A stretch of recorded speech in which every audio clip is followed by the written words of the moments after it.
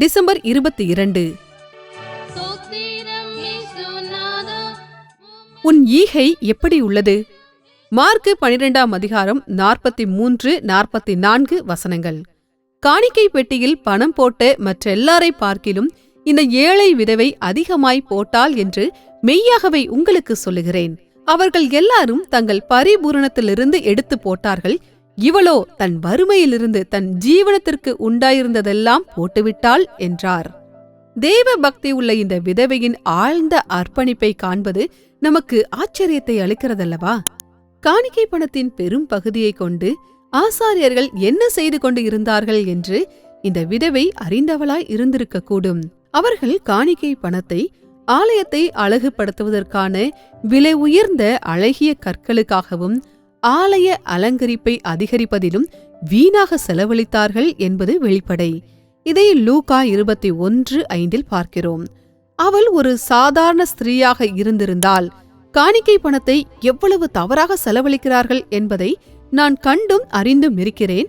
ஆகவே எனக்கு உள்ளது எல்லாவற்றையும் நான் ஆலயத்திற்கு கொடுப்பதில் பயன் என்ன என்று சிந்தித்திருப்பாள். இந்த விதவையின் காணிக்கையிலிருந்து நாம் கற்றுக்கொள்வது யாது? முதலாவது, அவள் தான் கொடுப்பது தேவனுக்கே அன்றி மனிதருக்கு அல்ல என்று விசுவாசித்தாள். மேலும் அவள் தான் தன்னுடைய மிக சிறந்ததை கொடுக்க வேண்டுமென்று தேவன் விரும்புகிறார் என்ற வெளிப்படுத்தலையும் பெற்றிருந்தாள் என்பது வெளிப்படை. தேவனுடைய அன்பு, அவருடைய தூய அன்பு நம் ஆத்துமாவை நிரப்பும் போது தியாகம் செய்து கொடுப்பது ஒரு மகிழ்ச்சியான காரியமாக இருக்குமே ஒழிய அது பிரமாணத்தின் நிமித்தமோ அல்லது கட்டாயத்தின் பேரிலோ செய்யப்படுவதாக இராது. தேவன் பேரிலுள்ள நம் அன்பு வளரும்போது நம்மை சுற்றிலும் என்ன நிகழ்ந்தாலும் நமக்கு உள்ள அனைத்தையும் அவருக்கு கொடுக்க நாம் மேன்மேலும் மனமுவந்திருப்போம். இந்த ஏழை விதவை தனக்கு உண்டாயிருந்த எல்லாவற்றையும் தேவனுக்காக காணிக்கையாக போட்டுவிட்ட அந்த நேரத்தில் அதற்கான பூரண மாதிரியான கர்த்தராகிய இயேசுவை பின்பற்றியே அவள் அப்படி செய்தாள் என்று கூறுவதற்கு அவர் இன்னும் மரித்திருக்கவில்லை. இந்த உண்மையை கருத்திற்கொண்டு பார்த்தால் பாவிகளாகிய நமக்கு தம்முடைய கடைசி சொட்டு இரத்தத்தையும் சிந்திய நம் கர்த்தருக்காக நாம் கொடுப்பதற்கு எவ்வளவு அதிகமாய் மனமுவந்தவர்களாகவும் மகிழ்ச்சி உள்ளவர்களாகவும் இருக்க வேண்டும். அன்பான தேவ பிள்ளையே, நீ தேவனுக்கு கொடுக்க வேண்டியதாயிருக்கும் ஏதேனும் ஒன்றை சூழ்நிலைகளைக் கண்டு கொடுக்காமல் நிறுத்தி வைத்திருக்கிறாயா? கர்த்தர் உங்களை ஆசீர்வதிப்பாராக. December 22, 2025.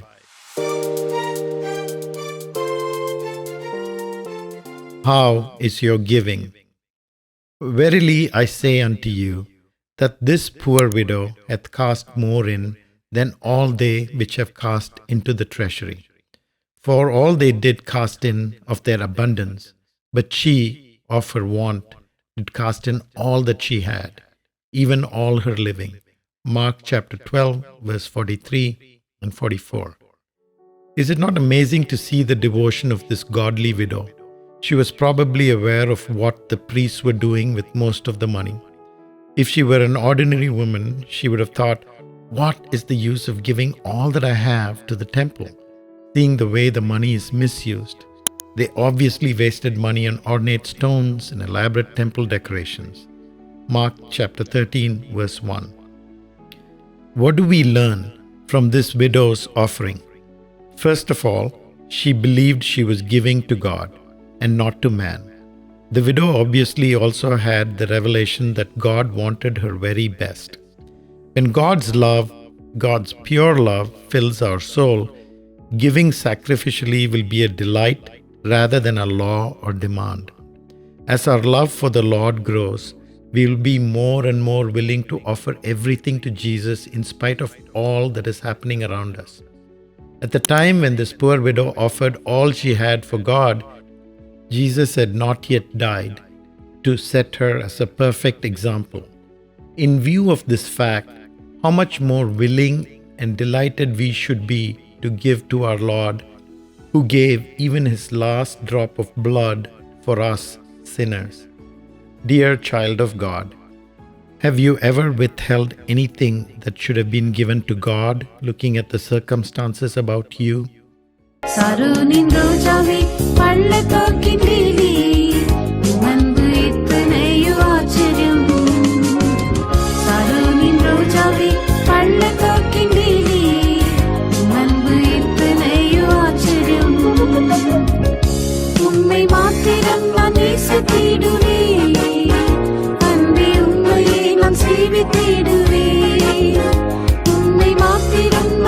நேசித்தீர்